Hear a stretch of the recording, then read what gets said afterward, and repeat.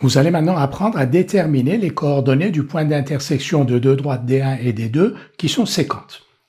On considère donc dans un repère orthonormé une droite D1 d'équation cartésienne A1x plus B1y plus C1 égale 0, une droite D2 d'équation cartésienne A2x plus B2y plus C2 égale 0. On suppose que ces deux droites sont séquentes et que leur point d'intersection est grand M. Pour trouver les coordonnées de grand M, il faut résoudre le système à deux équations, deux inconnus suivants, A1x plus B1y égale moins C1 et A2x plus B2y égale moins C2. Et les nombres réels x et y qui sont solutions de ce système sont les coordonnées du point M. Pourquoi? Parce que si le point grand M de coordonnées x, y est l'intersection de D1 et de D2, donc M appartient à la fois à D1 et à la fois à D2. Donc si M appartient à D1, ses coordonnées vérifient l'équation de D1, A1x plus B1y plus C1 égale 0, mais M appartient aussi à D2, ses coordonnées vérifient donc l'équation de D2, A2x plus B2y plus C2 égale 0.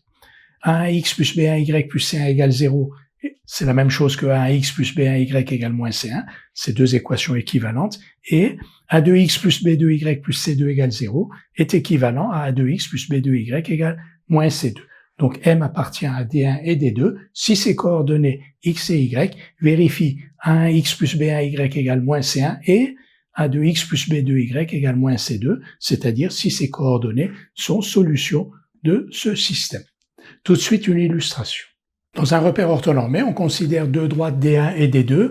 D1 a une équation cartésienne qui s'écrit x moins y plus 3 égale 0, et D2 une équation cartésienne qui s'écrit 2x moins 3y plus 10 égale 0. Première question, on nous demande de vérifier que D1 et D2 ne sont pas parallèles, puis deuxième question, de déterminer leur point d'intersection. Nous allons d'abord vérifier que D1 et D2 ne sont pas parallèles.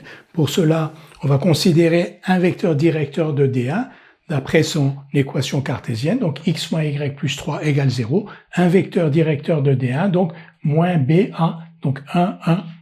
Le vecteur U1 de coordonnées 1, 1 est un vecteur directeur de D1. De la même manière, le vecteur U2 de coordonnées 3, 2 est un vecteur directeur de D2. Ces deux vecteurs U1 et U2 n'ont pas des coordonnées proportionnelles. En effet, 3, c'est 3 fois 1, mais 2, c'est 2 fois 1. Donc, ce n'est pas le même coefficient de proportionnalité. Donc, les coordonnées de U1 et de U2 ne sont pas proportionnelles. U1 et U2 ne sont pas collinéaires. Donc, D1 et D2 ne sont pas parallèles. On va maintenant chercher leur point d'intersection. On a montré que D1 et D2 n'étaient pas parallèles. Donc, D1 et D2 sont séquentes. On appelle grand M leur point d'intersection. Ce point grand M a pour coordonnées x et y. Si M appartient à D1 et D2, ces coordonnées vérifient à la fois l'équation de D1 et celle de D2. Ici, on écrit que ces coordonnées vérifient l'équation de D1, x moins y égale moins 3, qui est équivalent à x moins y plus 3 égale 0. Et on écrit que ces coordonnées vérifient ici, donc l'équation de D2, 2x moins 3y égale moins 10. Donc on doit résoudre ce système à deux équations, deux inconnues. Donc il y a deux inconnus x et y, et on a deux équations. Pour résoudre ce genre de système, on a deux méthodes à notre disposition. La première consiste à chercher la valeur de x ici, ou à exprimer par exemple x en fonction de y dans une de ces équations. Ici par exemple, x moins y égale moins 3 est équivalent à x égale y moins 3. Et cette valeur de x en fonction de y, on la reporte dans la deuxième égalité. Donc ce système est équivalent à x égale y moins 3. Et ensuite, on remplace x par sa valeur ici en fonction de y. Donc 2 fois y moins 3, moins 3y égale moins 10. Cette méthode s'appelle la méthode de résolution par substitution, parce que l'on a substitué à x son expression en fonction de y que l'on avait trouvé dans la première égalité, et on a substitué à x son expression en fonction de y dans la deuxième égalité.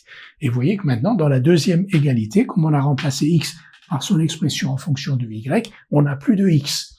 Donc, on a ici 2y moins 3y, ça veut dire moins y moins 6 égale moins 10.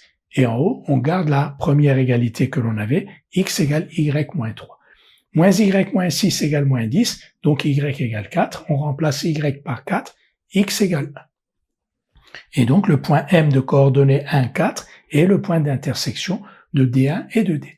Donc on a résolu ce système par la méthode de substitution. Il y a une deuxième méthode pour résoudre ce genre de système, qui est la méthode de combinaison. On va l'appliquer tout de suite pour obtenir bien entendu le même résultat.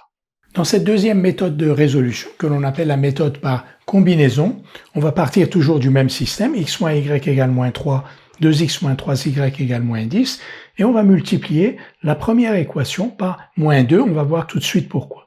Donc ce système, x moins y égale moins 3, 2x moins 3y égale moins 10, on multiplie la première équation par moins 2, donc on obtient moins 2x plus 2y égale 6. Et la deuxième équation, on n'y touche pas, 2x moins 3y égale moins 10. Et on a multiplié par moins 2, pourquoi? Parce que maintenant, en additionnant l'équation 1, l'égalité 1 et l'égalité 2, vous voyez que les x vont se simplifier. Donc on va garder la première égalité, moins 2x plus 2y égale 6, et on va additionner la première et la deuxième, donc moins 2x plus 2y membre à membre, donc moins 2x plus 2y plus 2x moins 3y égale 6 moins 10, 6 moins 10 c'est égal à moins 4. Et maintenant, les x ici se simplifient.